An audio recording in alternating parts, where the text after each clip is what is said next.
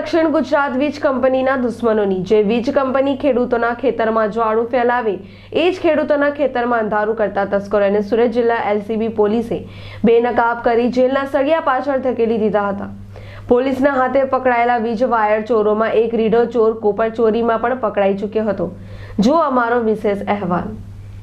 કામરેજ પોલીસના જપ્તામાં ઉભેલા આ 6 ઈસમો દક્ષિણ ગુજરાત વીજ કંપનીના દુશ્મનો છે। આ ટોળકી દિવસે ખેતરોમાં બાઇક લઈ રેકી કરતી અને રાત્રે આખી ટીમ વીજ પોલ પરથી જીવંત વાયરની ચોરી કરી રાતના અંધારામાં ગાયબ થઈ જતા હતા। છેલ્લા કેટલાક સમયથી સુરત ગ્રામ્ય વિસ્તારમાં આ ટોળકી હાહાકાર મચાવતી હતી। જો કે ચોરીનો ઉપદ્રવ વધતા સુરત જિલ્લા પોલીસ હરકતમાં આવી અને પોલીસને અલગ અલગ ટીમ બનાવી કામે લાગી અને પોલીસ ગિરફ્તારમાં 2 ચોર ઝડપાયા અને તેમની પૂછપરછ કરતા 4 રિસીવરના નામ ખુલ્યા અને પોલીસે ગણતરીના કલાકમાં 4 રિસીવરને પણ ઝડપી પાડી જેલ ભેગા કરી દીધા। કેટલાક સમયથી સુરત ગ્રામ્ય જિલ્લાના કામરેજ પોલીસ સ્ટેશન વિસ્તાર, બારડોલી પોલીસ સ્ટેશન વિસ્તાર તેમજ પલસાણા પોલીસ સ્ટેશન વિસ્તારમાં ખેત વપરાશના વીજ તારોની ચોરીના બનાવો બની રહેલા હતા। જે અનુસંધાને પોલીસ મહાનિરીક્ષક શ્રી વામાંગ જમીર સાહેબ તેમજ પોલીસ અધિક્ષક શ્રી હિતેશ જોયસર સાહેબે એલસીબી ટીમને આ ગુના ડિટેક્ટ કરી અને મુદ્દામાલ શોધી કાઢવા માટે સૂચના કરેલ।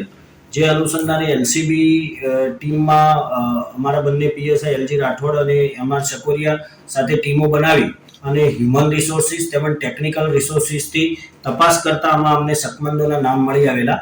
જેમાં બાતમી આધારે પ્રથમ 2 શકમંદોને પકડી પાડવામાં આવેલા। જેઓને પકડી યુક્તિ પ્રયુક્તિથી અને ટેકનિકલ સર્વેલન્સ આધારે એમની પૂછપરછ કરતા તેઓએ આ વિસ્તારમાં કુલ 22 જેટલા ગુના આચરેલ હોવાનું જાણવા મળેલું અને આ ગુનાનો મુદ્દામાલ આ કામના પકડાયેલ આરોપી પૃથ્વીરાજ ઉર્ફે પૃથ્વી મારવાડી, દુધાલાલ દેવીલાલ પોખરાજી ગુર્જર નાઓએ દરરોજ રાત્રિના રેકી કરી અને ખેતરોમાં જઈ અને એમના કટરથી વાયરો કાપી અને આ કામના ખરીદનાર પપ્પુનાથ ઉર્ફે ભીમનાથ મેઘનાથ યોગી, હેમરાજ હેમનાથ મંગુનાથ યોગી, પારસમલ ઉદયલાલ શાહ અને જમનાલાલ માંગીલાલ કુમાવતને આપેલો અને આ તમામ મુદ્દામાલ પારસલાલ ઉદયલાલ શાહે ભઠ્ઠીમાં લઈ જઈ સુરત ગાડી અને પોતાની રીતે વેચવાની પેરવીમાં હતા અને એ દરમિયાન આરોપી પકડાઈ ગયેલા છે। આરોપીઓ જોડેથી જે ચોરી કરેલા એલ્યુમિનિયમના 20 તાર છે એ 950 કિલો એટલે 1 ટન આશરાના 2,37,000ના તેમજ અગાઉની ચોરી કરીને એલ્યુમિનિયમના વાયર ગાળી નાખેલા જે ટોટલ 11,200 કિલો એટલે 11 ટન ઉપરનો મુદ્દામાલ 28 લાખનો તેમજ આ ચોરીમાં વાપરેલો ટાટા ટેમ્પો, હુન્ડાઈ કંપનીની ગાડી, મોટરસાયકલ, કટર અને મોબાઈલ મળી ટોટલ 36,24,000નો મુદ્દામાલ રિકવર કરવામાં આવેલો છે અને તમામ આરોપીઓને આ ગુનાઓના કામે અટક કરી કામરેજ પોલીસ સ્ટેશન આરોપી અને મુદ્દામાલ સોંપવામાં આવે છે। આ આરોપીની એમો શું હતી અને આ લોકો કેટલા સમયથી આ લોકો આ વિસ્તારમાંથી ચોરી?